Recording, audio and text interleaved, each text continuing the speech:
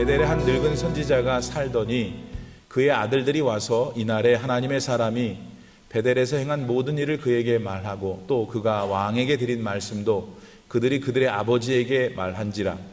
그들의 아버지가 그들에게 이르되 그가 어느 길로 가더냐 하니 그의 아들들이 유다에서부터 온 하나님의 사람의 간 길을 보았습니다. 그가 그의 아들들에게 이르되 나를 위하여 나귀에 안장을 지으라.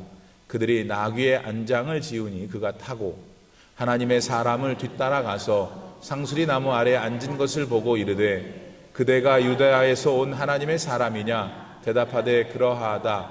그가 그 사람에게 이르되 나와 함께 집으로 가서 떡을 먹으라. 대답하되 나는 그대와 함께 돌아가지도 못하겠고 그대와 함께 들어가지도 못하겠으며 내가 이곳에서 그대와 함께 떡도 먹지 아니하고 물도 마시지 아니하리니 이는 여호와의 말씀이 내게 이르시기를 네가 거기서 떡도 먹지 말고 물도 마시지 말며 또 네가 오던 길로 되돌아가지도 말라 하셨음이로다.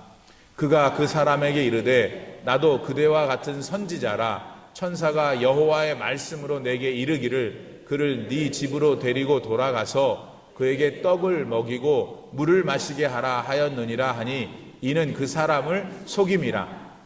이에 그 사람이 그와 함께 돌아가서 그의 집에서 떡을 먹으며 물을 마시니라. 아멘. 하나님의 말씀입니다.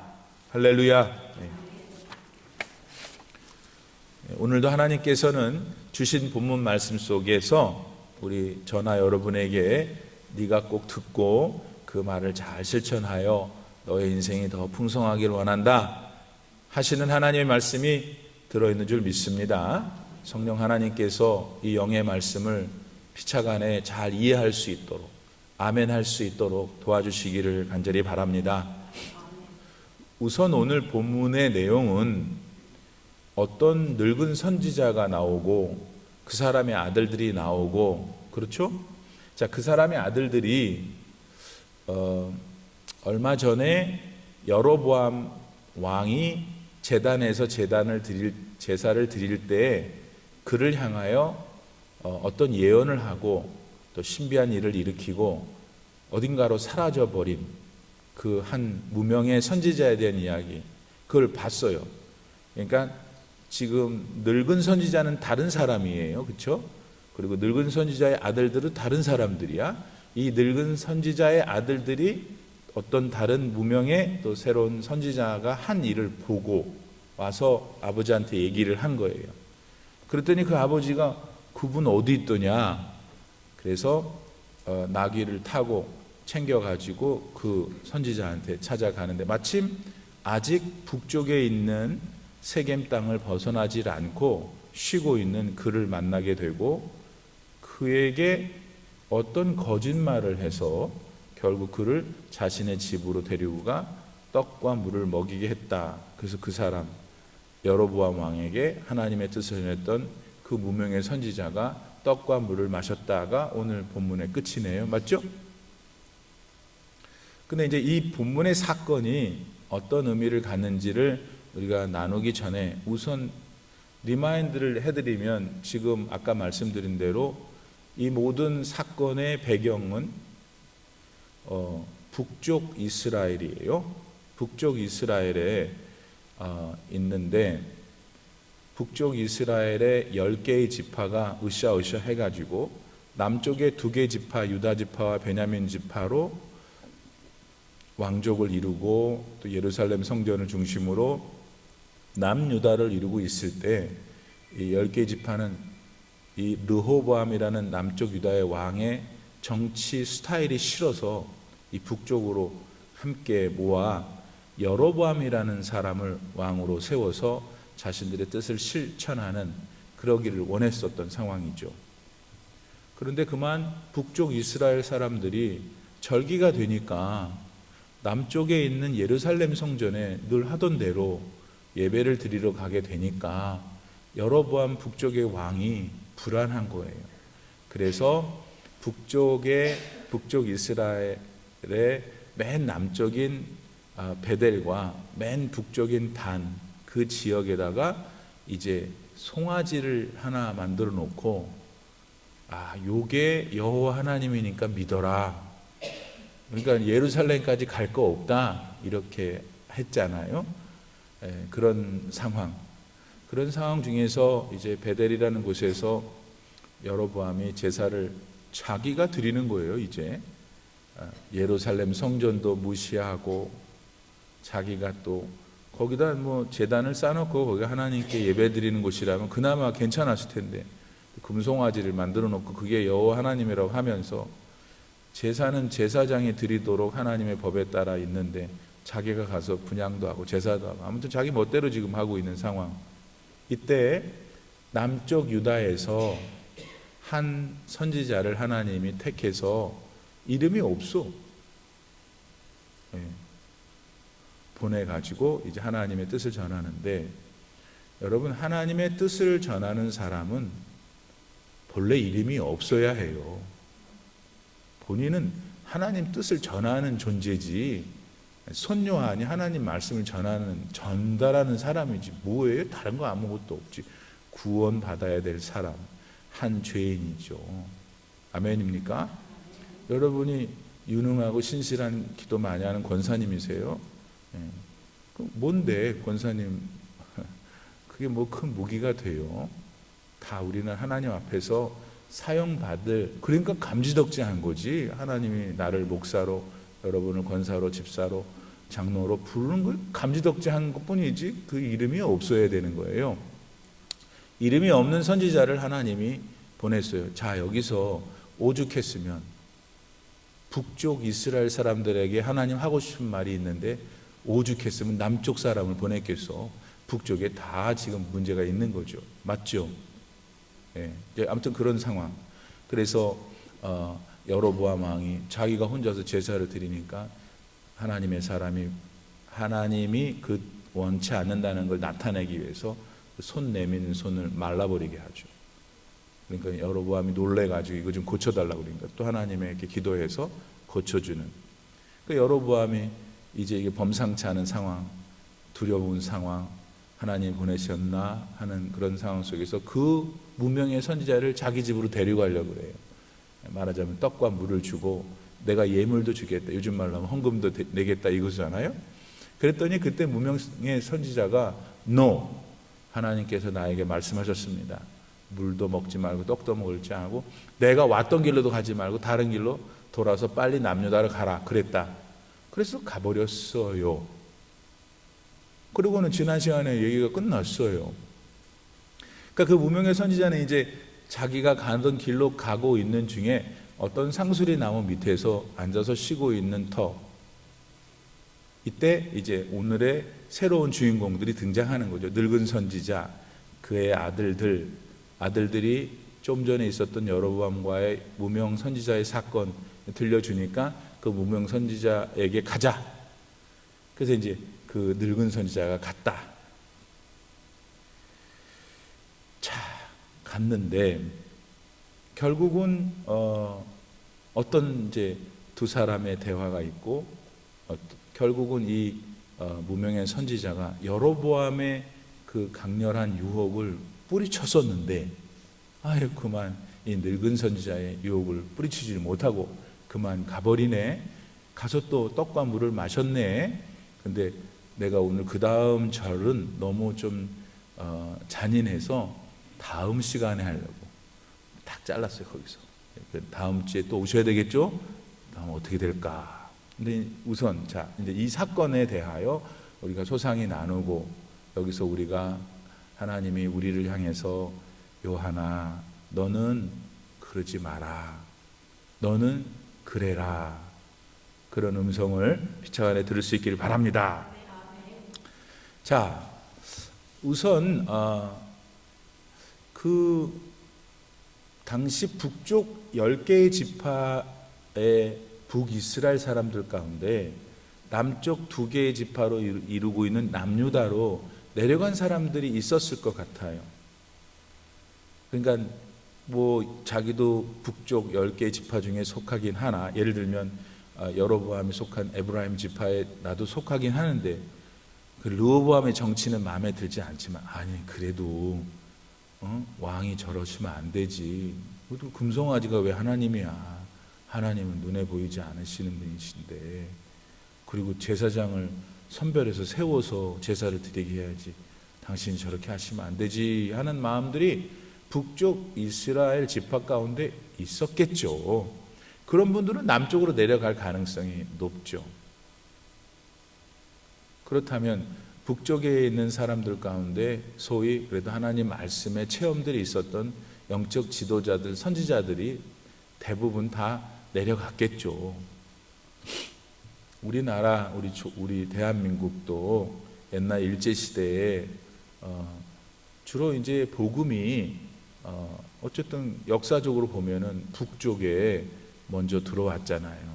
그래서 평안도 신의주라는 그런 도시를 중심으로 더 북쪽 뭐 만주에서부터 다 이렇게 복음이 들어오고 성서도 글로 들어오고, 그래서 옛날 일제시대에만 해도 예수 그리스도를 영접한 분들이 북쪽에 참 많았어요. 근데 이제 일제 치하가 되니까 이제 그 안에서 우리 주기철 목사님도 다 이북 분들이잖아요. 그럼 맞대잖아. 맞대. 그래서 내려오신단 말이에요. 내려오셔가지고 남한에서 또 생활하시고, 그러다가 또 6.25 동란 때에도 또 내려오시고, 그래서 사실은 지금 현재 남한, 우리 대한민국에 그 상당한 교회들이 세워 있는데, 다 여러분 거슬러 뿌리들, 아무도 없는 곳에 와서 예수 그리스도의 십자가를 세워놓고 하나님을 찬미했던 그런 교회들이 제일 어머니 교회들이잖아요. 그런 교회들이 이제 제가 섬겼던 영락교회라든지 또 우리 합동 측의 충현교회라든지 전부 다 이제 다 이북에서 내려오신 분들이 신앙생활 하려고 했고, 뭐 그분들만 진짜가 아니라 그랬다는 거죠. 그러니까 북쪽에서 내려온 거예요. 신앙의 자유를 찾아서. 뭐 영국 사람들이 미국으로 신앙의 자유를 찾아러 온 것도 사실이잖아요. 이제 그러한 환경이 있지 않았을까. 따라서 그러한 배경을 우리가 상상할 때 지금 현재 북쪽 이스라엘에 남아있던 한 늙은 선지자가 결국은 하나님의 명을 잘 순종했다가 결국은 죽어요. 나중에 이 무명의 선지자가 이 사건 때문에. 그럼 이 사건을 일으키게 한 동인이 늙은 선지자잖아요. 그 사람은 온전한 믿음을 갖고 있지 못하는 허울뿐인 종교인이었다는 것이죠. 그리고 그는 결국 거짓말을 했잖아요. 나도 선지자고 내가 천사한테 말씀을 들었는데 당신을 데리고 가서 밥 먹이라 하더라. 이러니까 가서 이런 끔찍한 결과를 얻게 된 것인데요. 어쨌든 지금 전체적으로 북쪽에 있는 영적인 분위기가 그렇다는 거예요. 우리가 여기서 한 가지 알아야 될 것은, 역사적으로 보면 하나님이 지구 전체를 사랑하시고 인류 전체를 80억을 사랑하시지만 하나님이 특별하게 어느 시대에는 어느 지역에 어느 인류와 함께 일하셔요. 다 하나님을 받아들이고 다 하나님을 할렐루야 하면요, 다 하나님이 사용하시겠죠. 얼마나 기뻐하시겠어요. 그것이 하나님이 원하시는 거잖아요, 지금도. 근데 그러지 않고 자기 멋대로 살기를 원하는 중에 어느 특정한 시대에 특정한 지역에 하나님이 역사를 하시는데, 우리 한국도 지난 1970년대부터 역사하셨죠. 크게 역사해서 여러분이 그때 믿음을 특별하게 받게 되신 것이죠. 옛날에는 진짜 마포에 젓갈 파는 그 모래사장에 가서 다 집회하고, 여러분 뭐 강다리 목사님 뭐 알잖아요. 다. 나는 그때 어려서 갖고 막 맨날 끌려다니겠는데 누군지도 몰랐는데 이름이 강다리라 되게 이상하게 생겼다 그랬는데, 그분 아들이 시카고에서 지금 목회해요. 아무튼 그 다 지나간 세월 같지만 지나간 세월 속에서 우리는 그때마다 하나님의 은혜와 사랑을 체험했던 것이죠. 그래서 그 70년, 80년 그러면서 80년대 후반에 88 올림픽과 더불어서 미국에 올 수 있는 기회들이 더 많아졌죠. 그때는 돈도 있었고, 1세들은 돈 없이 왔지만 2세들은 돈이 있어서 미국에서도 지금 잘 살고 있잖아요. 오면 여러분 뭐 했어요? 하와이에도 교회, 워싱턴 시애틀에도 교회, DC에도 교회, 다 교회인 거예요. 예. 하나님의 섭리고 하나님의 은혜고 사랑이었죠. 그래서 지금 여러분, 우리가 오늘 여러분 솔직히 말해보세요. 만약에 올림피 하나 장로교회가 지금 없어. 여러분이 수요일 날 예배를 드리러 갈 데가 없어. 뭐 그래도 살겠죠. 그래도 뭐 그렇지만 여러분, 얼마나 끔찍해요. 예. 여러분 아세요? 제가 여기서 은퇴하면 저는 이 동네에 있기가 어렵잖아요. 나는 우리 교회 나가고 싶은데. 난 여러분이 참 부러워. 근데 이제 새로운 목사님이 계시기 때문에 내가 여기 나오면 이제 20년 목회하고 늙어가지고 이러고 앉아있으면 목사님 안녕하세요. 나한테 인사할 거란 말이지. 그럼 새 목사님이 일을 하기가 어렵잖아요. 그러니까 나는 멀리 도망가야 되는데 난 어디로 가야 될까요? 웃지만 말고. 근데 여러분들은 여기가 아니더라도 우리 다른 우리 지역에 있는 우리 믿음의 형제자매들 교회도 다 마찬가지인 거예요. 그 교회를 하나님 부르셨으면 그 교회에서 내 생을 마칠 때까지 하나님을 찬양하고 함께 좋아하고 함께 또 싸우고 그런 생활을 할 수 있는, 이게 없으면 진짜 큰일이죠. 여러분, 망망대해 같은, 나가면 전부 다 나랑 다른 인종이고 말도 힘들고 내가 생활할 수는 있지만 여러분 가서 뭐 헬로 하면서 뭐 하이 하면서 버디 이러면서 할 수 있어요. 말귀는 다 알아듣지만 내가 하기는 어려울 때 내 믿음 생활과 내 정서와 내 문화 모든 것들을 다 동원해서 하나님을 찬미하면서 평생을 살 수 있다는 거, 얼마나 감사한 일인가. 예. 아무튼 그거 얘기하려는 건 아니고 이제 그런 이제 상황이었다 이거예요. 자, 그러면 이제 본문에 들어가서 본문에 충실해 봅시다. 11절에 보니까 아니 베델에서 한 늙은 선지자가 살았어요. 그의 아들들이 왔어요. 이날에 하나님의 사람이 베델에서 행한 걸 그에게 말했어요. 또 그가 왕에게 드린 말씀도 그들이 아버지한테 말했어요.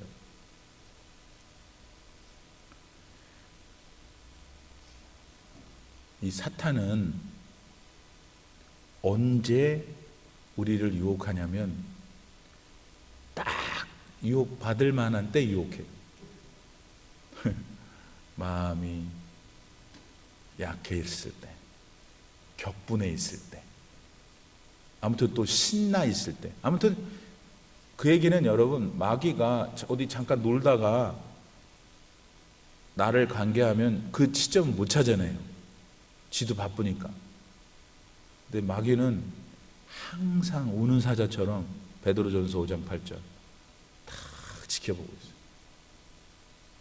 그러다가 달라들 때는 우리가 약할 때예요. 좋은 일로 또 약하고 나쁜 일로도 약하고. 네. 그래서 루터는 그런 말을 했대요. 신령한 교회, 살아있는 교회는 마귀가 교회 바깥에 종탑에 있대요. 신령하지 못한 교회는 마귀가 들어와 앉아 있대요. 마귀는 여러분 적절한 때를 알아요. 근데 항상 그 때를 기다리고 있다가 오는 거라는 거죠. 그러니까 애당초 알아야 돼요. 아, 내가 마귀가 아니라 마귀가 내 주변에서 왔다리 갔다리 하는구나. 그렇죠? 하루에도 몇 번씩 느끼죠, 여러분도. 그때 어떻게 되면 예수의 이름을 물러가라 이놈아, 이래야 된다 이거예요. 그럼 목사님 그 얘기를 왜 하세요?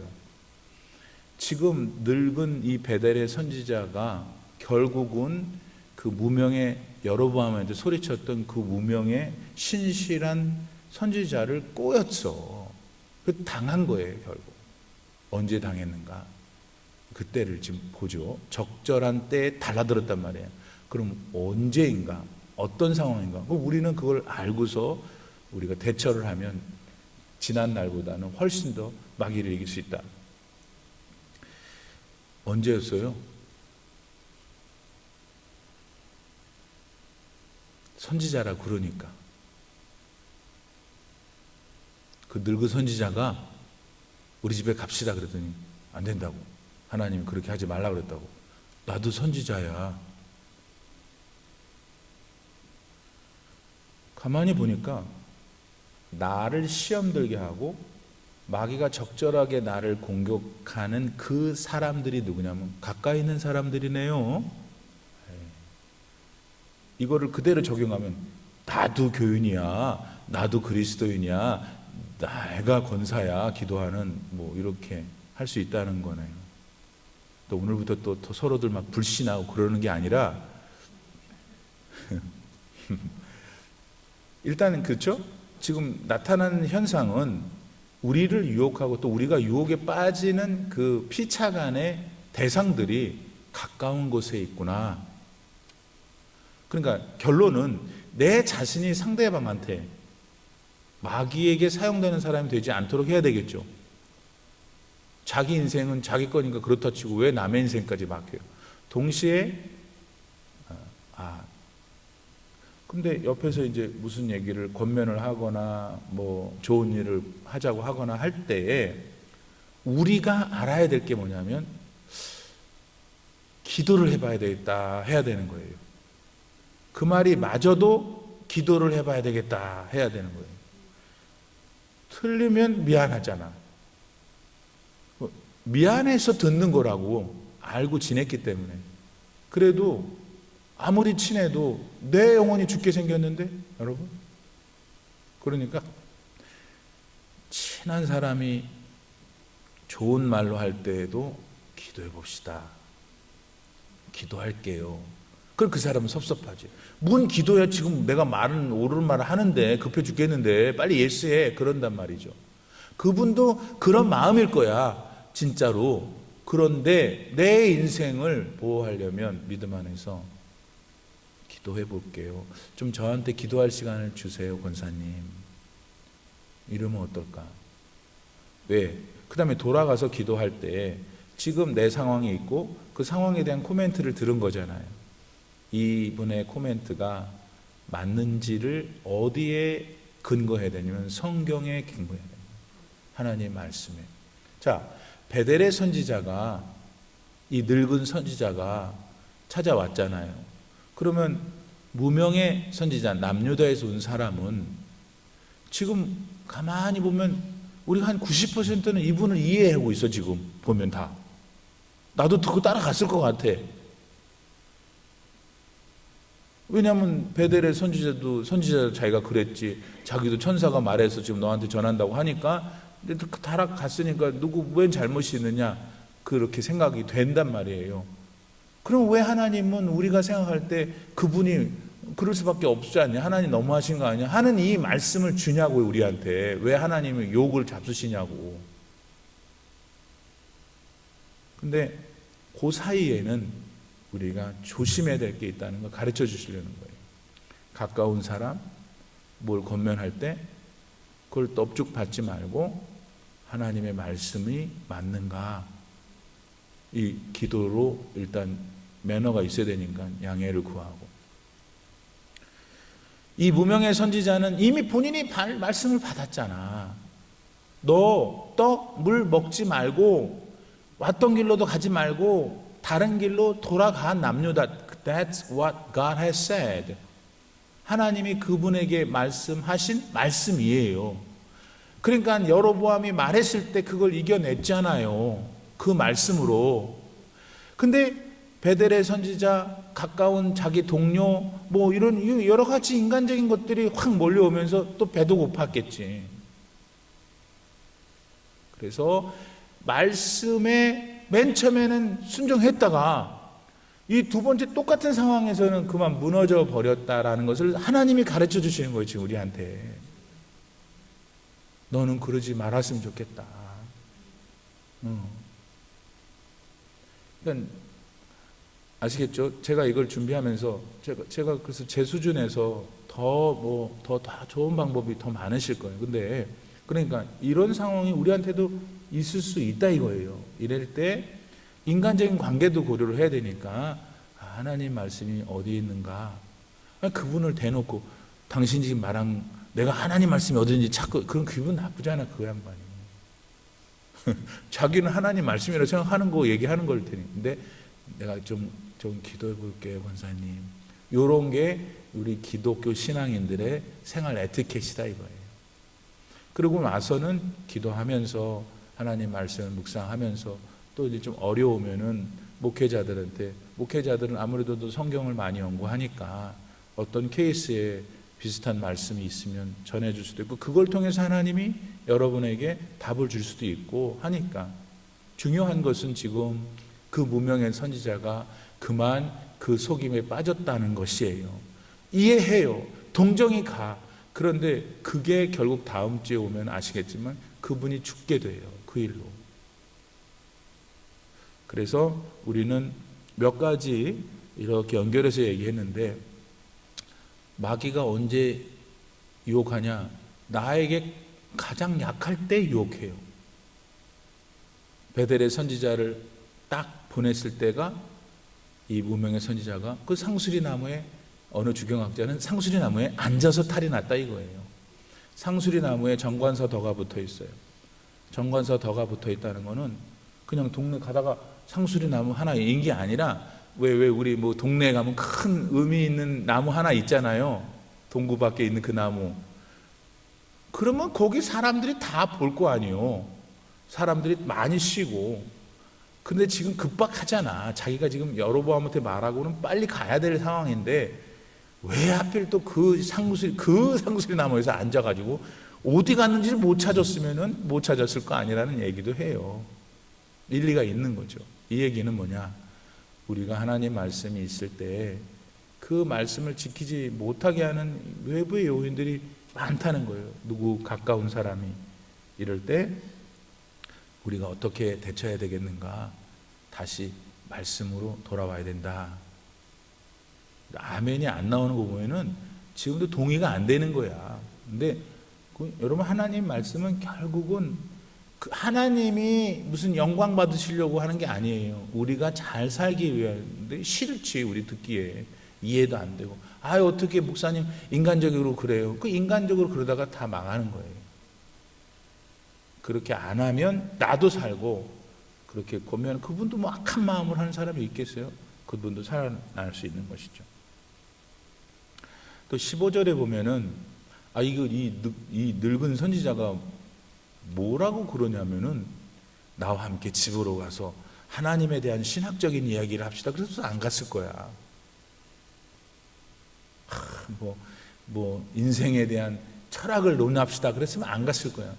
근데 이 양반이 뭐라고 그래요? 가서 밥 먹읍시다 이러면. 목사님 아닌데요? 떡인데요? 그렇지. 떡이든 밥이든. 우리말로 밥 먹으러 15절, 그가 그 사람에게 이르되 나와 함께 집으로 가서 밥 먹읍시다. 아니에요? 배고팠어. 여로보암이 자기한테 제안할 때 그때 목구멍까지 가고 싶었어. 내 인간의 욕망이라는 게 있는 거죠. 그래서 우리가 이 신앙의 길을 걸을 때 우리 안에 있는 육신의 욕구가 굉장히 힘들어요. 마귀는 그거를 다 알고 있다는 거죠. 우리 여기 많은 분들이 있는데, 다 서로, 어떤 사람은 물질에 굉장히 강해요. 하나님께 딱 드려야지 무슨 소리야. 이런 사람이 있는 반면에 물질에 약한 사람이 있어요. 또 어떤 사람은 구제에 강한 사람이 있고, 또 뭐 아무튼 여러 가지 종류가 달라요. 자기가 더 좋아하는 거, 덜 좋아하는 거. 그럴 수 있겠죠. 마귀가 그걸 아는 거예요.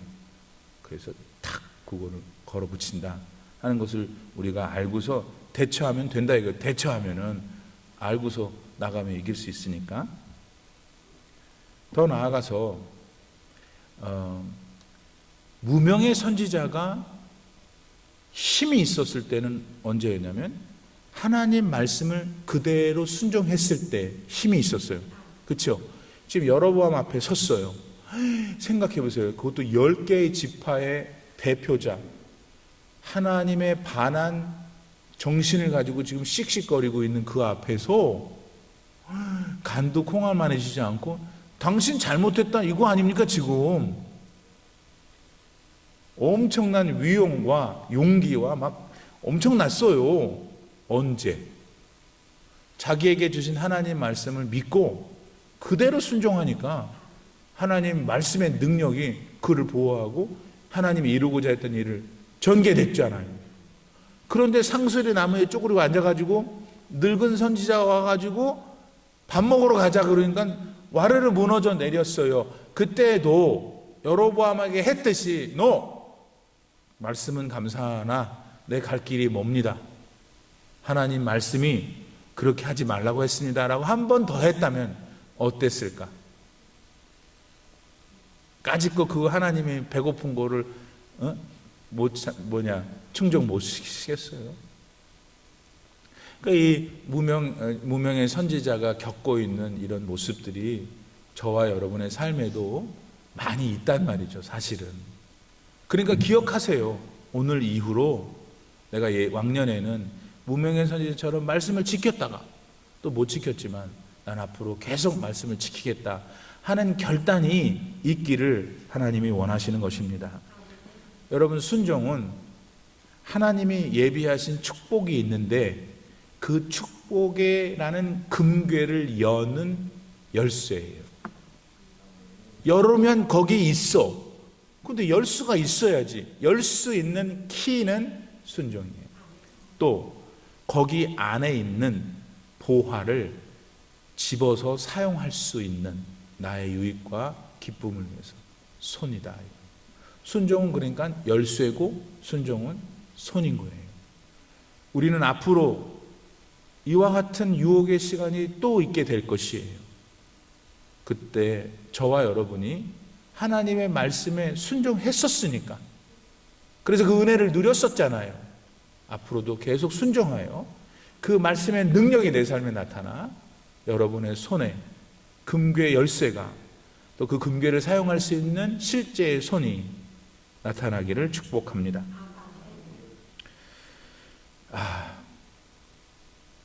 마지막으로 한 가지만 더 제가 책에서 본 걸 가지고 예를 들면서 오늘 본문을 정리하려고 해요.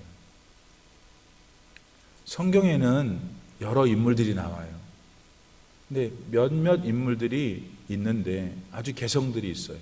그래서 사람들은 그 사람을 보면서 그 사람도 그렇게 했는데, 그분도 그렇게 했는데 그렇게 해도 돼, 그렇게 하지 않아도 돼, 뭐 이렇게 얘기를 해서 서로를 무너뜨리고 있다. 고기를 마귀가 싹 이용한다.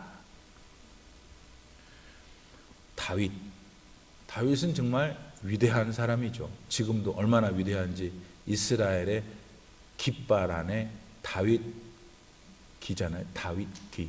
그래 우리 성지순례 2번 갔잖아요. 거기 보면은 다윗 성토도 있잖아요. 다윗은 참 위대한 분이에요.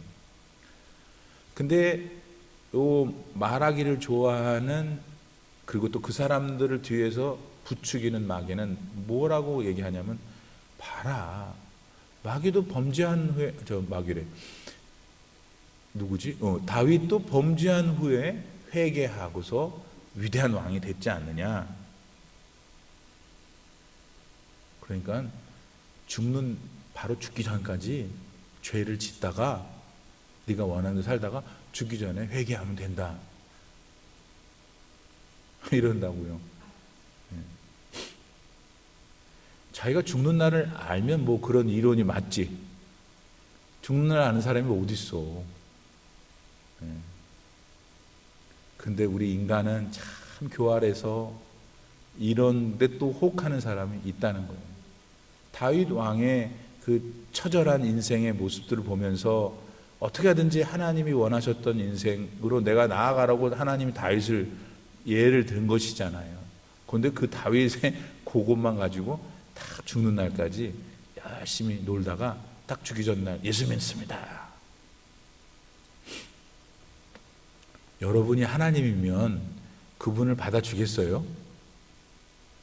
두 번째, 모세 보라 이거지. 모세 얼마나 성질이 못됐냐, 얼마나 급하고 사람도 때려 죽이고, 아니 얼마나 또 성격이 까탈스러웠으면, 아니 뭐하러 시내산에서 십계명 들고 내려다가 화나고 던져서 깨졌잖아요. 또 하나님께서 이스라엘 백성들이 얄미웠죠. 무리바에 이르렀을 때 물을 또 달라고 하니까 하나님이 참으시고 모세한테 얘 가서 반석을 한번 치라. 성질이 난 거예요, 모세가. 그러니까 아까 이분은 성질은 또 변함이 없었어. 아무튼 사람 때려 죽일 때의 성질, 십계명 던질 때의 성질, 무리바 반석에서 하나님이 한 번 내려치라는데 이 이스라엘 백성들이 너무 얄미우니까 신경질이 나고 2번 내리쳤어. 그래서 못 들어갔어요, 가나안 땅에. 자, 이 얘기를 하면서 하는 말이, 그러니까 내가 좀 혈기를 부려도 된다 이거지. 참 이런 참 우리 못된 마음이 있다 이거예요. 예수님 바르게 만난 사람은 혈기 부리지 않습니다. 혈기 부렸던 사람은 지금은 의분을 갖는 거죠. 아시겠어요? 네. 세 번째, 베드로를 좀 보라 이거야. 베드로. 아니 겟세마네 겟세마네 동산에서 예수님 내일 십자가를 질 때 그 얼마나 절체절명의 순간이야. 그리고 얘기도 했잖아. 베드로와 요한, 야고보가 너네들 여기서 좀 기도하고 있어라. 그러고서는 가서 그렇게 흐르는 땀이 핏방울처럼 떨어지도록 그렇게 간절하게 기도할 때 잠만 잤다 이거예요. 그러니까 목사님, 이거 나 누구 들으라고 하는 거 아니에요. 목사님, 저는 직분에서 빼세요. 나는 이제 10월, 11월 이때만 막 그냥 뭐가 머리가 곤두서 뭐 안 한다 뭐 벌써 다 얘기를 해. 이번에 뭐 목사님 구역 바꿔요? 아, 걔는 싫어요. 좋아요. 제발 그러지 마세요. 제발. 그거는 원숙하지 못한 거잖아요. 목사님이 교회의 영적 지도자로 하나님이 부르셨다면 내년에는 또 우리가 어떻게 같이 모든 게 여러분 잘 되라고 하는 거잖아요. 여러분이 하나님을 더 잘 믿으시라고, 믿으시라고, 더 잘 믿으시는데 더 잘 믿고 더 기쁘게 더 소망 가운데 살라고 하나님이 저를 교육시켜서 여기 보내신 거고, 저 역시도 여러분 바라보면서 같이 그 물줄기에 타서 같이 저도 잘하고, 여러분 하나도 안 나오고 재미도 하나도 없으면 뭐해요? 교회 와서 아무도 없는데. 그냥 돌아와서 베드로가 그랬다 이거예요. 그리고 걔도 3번이나 부인하지 않았느냐 예수님을. 그러니까 하고 싶은 말이 뭐냐? 뭔데? 그러니까 노세 계속 놀다가 나중에 내가 재미가 없거든, 그때 교회 일 좀 했으면 좋겠다 이거예요. 여러분, 교회 일이 그렇게 우스워요? 여기 교회 재단에 휴지 하나 줍는 것도 믿음에 따라 다른 거예요. 위에서 하나님이 내려다보시고 하나님의 거룩하심이 임재하시는, 여기만 임재하시겠어요? 우리의 삶의 자리에 다 임재하시지만 그래도 그 예수 그리스도를, 하나님을 믿는 사람들이 그 모인 곳에, 그 공간 안에 거룩함이 있는 거죠. 더 집중이 되고 그곳을 깨끗하게 하겠다 하는 게, 하나님 생각해서 깨끗하게 하겠다. 저분들이 하나님을 더 집중할 수 있도록 내가 좀 더 희생하자라고 청소하고, 그리고 변소 청소하고 여기 청소하고 그러시는 거 아니에요? 여기 또 6년 만에 이 컵 갖다 놓으셨어요. 6년 만에. 사랑하는 성도 여러분, 누구 높여달라는 게 아니야 여러분. 마음인 것이. 신앙과 하나님을 향한 진실한 사랑이 있으면은 잘 본다고요. 다른 사람이 모르게. 한 사람 더 있어요. 바울 뭐라고 그러셨어요? 그분이 얼마나 위대한 분이에요. 그분이 오직 믿음으로 구원받는다면서요. 그러니까 나는 믿음이 있어요. 그러니까 구원 받았어요. 구원은 따놓은 당상이에요. 내 멋대로 할 거예요. 그러니까 이런 분들을 이렇게 오해해가지고 유혹해서 자기 안위를 삼는 사람들이 많이 있고, 여러분 제발 어디 가서 성경 공부하는 건 다 좋은데 목사님한테 물어보고 가. 아무나 가서 성경 펴놓고 얘기하면 큰일 나요. 큰일 나. 다 이단들이 왜 생겼어요? 지금도 아무튼 먼 가족 가운데 서로 생각이 다른 거예요. 성경에 대한 가르침이 다른 거예요. 믿음이 다른 거예요. 이게 다 이런 데서 출발한다. 정리합시다. 베델의 늙은 선지자가 무명의 선지자를 거짓말로 불러다가 자기 이익을 채웠어요. 이런 하나님의 종들 사이에서도 이러한 일이 일어날진데 그 사람들에게 교육을 받고 지도를 받는 묻 성도님들에게는 얼마나 더 많은 연약함이 있겠냐 이거예요. 그러니까 오직 우리가 결론은 우리의 모든 분별에 기준이 필요해. 그거는 상대방이나 나의 지식이 아니에요. 세상적인 경험이 아니에요. 우리의 분별의 스탠다드 혹은 크라이테리언은 말씀밖에 없어요. 그러니까 누군가가 유혹하는 듯 혹은 내 마음을 움직이게 하는 게 있으면 좀 기도해 볼게요 하고 기도하면서 말씀을 찾고 말씀에서 그 하나님의 말씀이 진짜 하나님 말씀이고 진짜 하나님의 말씀을 실천할 때 순종할 때 능력이 나타나는 거예요, 여러분. 그거는 그때나 지금이나 변함이 없어요. 그렇게 꼭 사셔서 우리 여러분의 귀한 남은 여생이 정말 하나님이 기뻐하시고 여러분이 행복하게 정말 하나님 나라 가서도 상급받는 그런 귀한 인생들이 꼭 되시기를 주님의 이름으로 축원합니다. 기도합시다. 지금은 우리 구주 예수 그리스도의 무한하신 은혜와 우리 아버지 하나님의 놀라우신 사랑과 성령의 감동 감화 충만하게 교통하심이 오늘 늙은 베델의 선지자 사건을 통해서 하나님의 말씀을 내가 이렇게 의지하고 이렇게 기준 삼아 나의 삶의 모든 것을 분별해야 되는 것이구나 깨닫고 그렇게 살기로 결단하며 세상으로 힘있게 나아가는 귀하신 성도님들 머리 위에 이제로부터 영원토록 함께 계시기를 간절히 축원하옵나이다. 아멘.